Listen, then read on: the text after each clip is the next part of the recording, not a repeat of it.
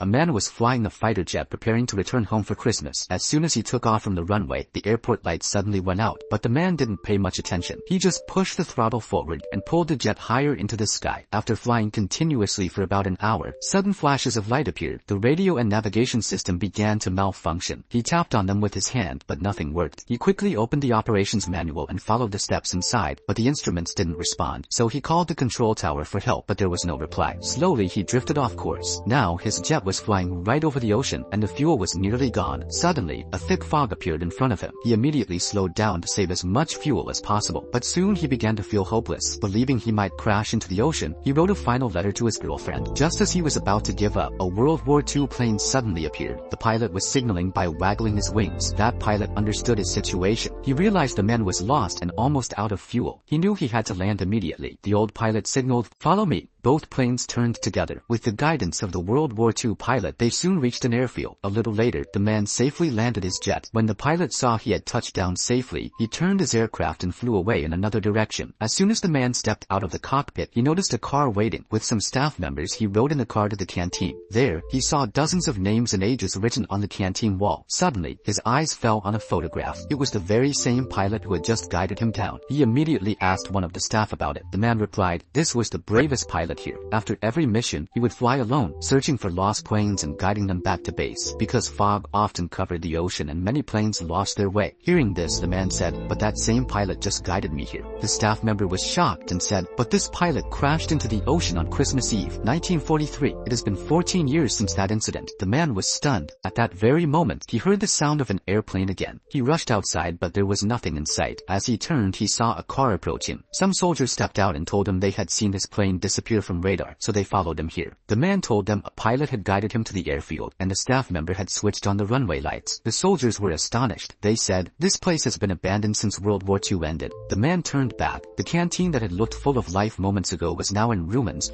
broken and crumbling. He was speechless. Now he understood. The pilot had come as an angel to save him. The one who guides lost and stranded pilots to the right path and saves their lives. He looked up at the sky, thanked that pilot, and returned safely. So tell me, friends, has anyone ever helped you in this way in your life?